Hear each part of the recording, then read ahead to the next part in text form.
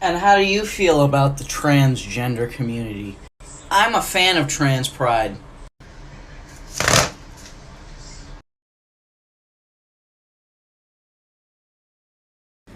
On my way to get my first pap smear. I hope they don't misgender me.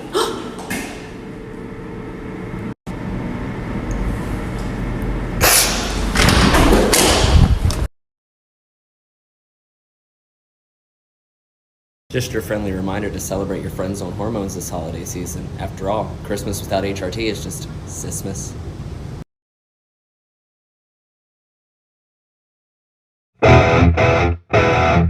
If turf is a slur used to silence you, then why don't you shut the fuck up?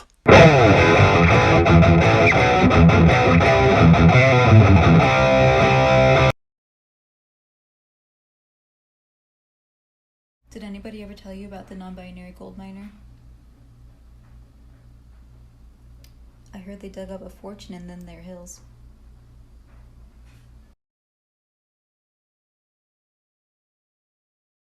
See you caught feeling, I bought the feeling, this ain't the same stuff. And your pain ain't my pain, we ain't the same. I don't know who needs to hear this, but passing is not the point of being trans.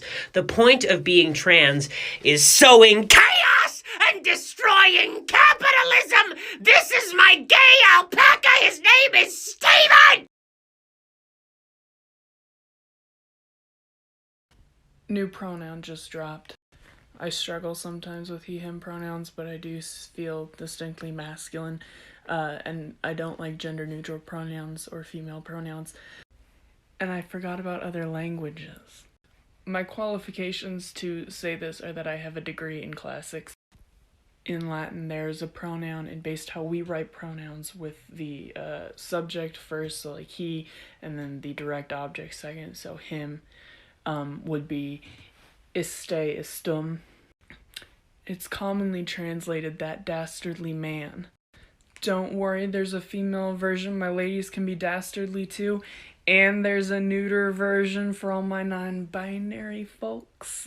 So for the women, it would be ista, istam. And for the non-binary people, it would be istud, istud, ya stud. 1, 2, 3, let's go!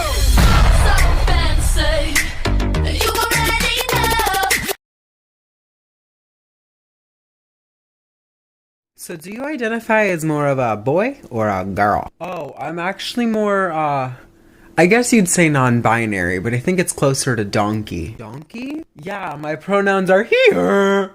Here.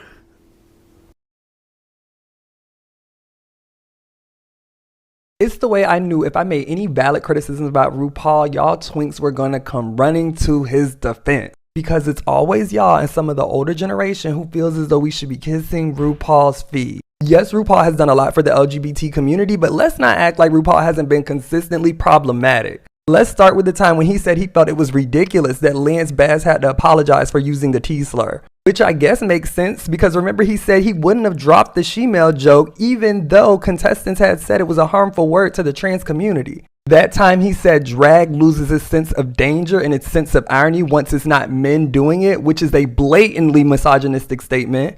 Also compared trans women doing drag to taking a performance-enhancing drug during the Olympics.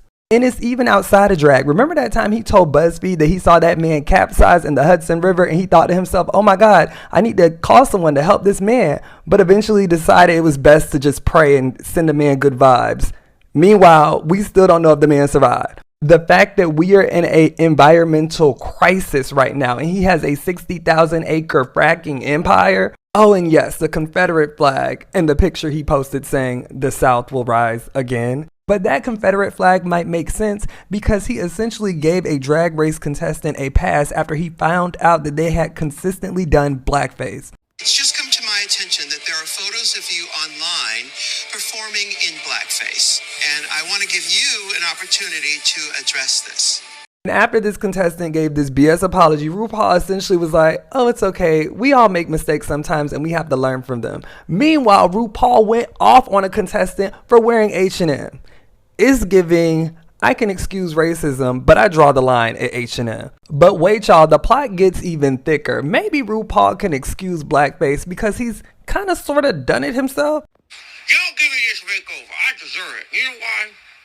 Because I'm pretty on the inside. I'm pretty on the inside. I want to be pretty on the outside, too.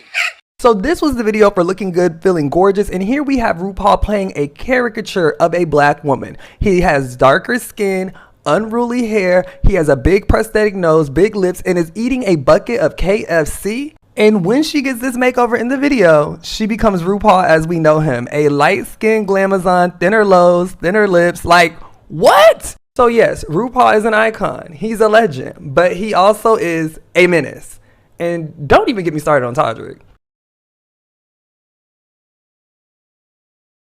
If you can't handle me at my trans mask cringe, then you don't deserve me at my trans mask swag.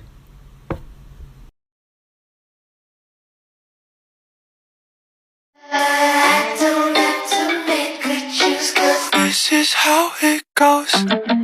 Watching it unfold.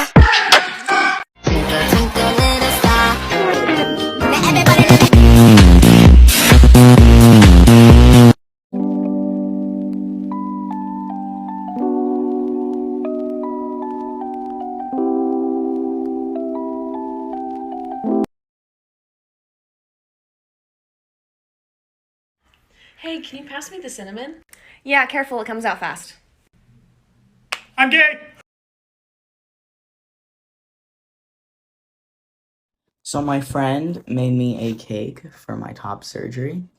It says bye bye boobie. In a span of few days, it has turned into yee yee ooby.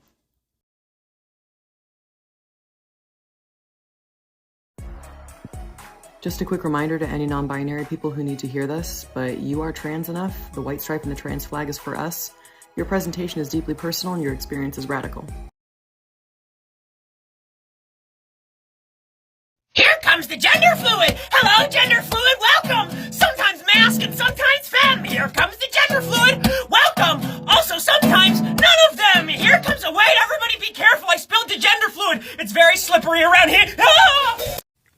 The person you're attempting to contact is non-binary and is currently preoccupied, defying God, taking over small governments, and confusing Karens. Please leave a message or send them a text and they'll be with you as soon as they can. Thank you. Goodbye. This is a message for all the trans and non-binary people on TikTok. How are you so hot? I'm gonna make a line of binders. I'm gonna call the brand Amnesia because it gives people short-term memory loss. I never realized how trans-friendly the SCP Foundation is. They employ a ton of MTF agents.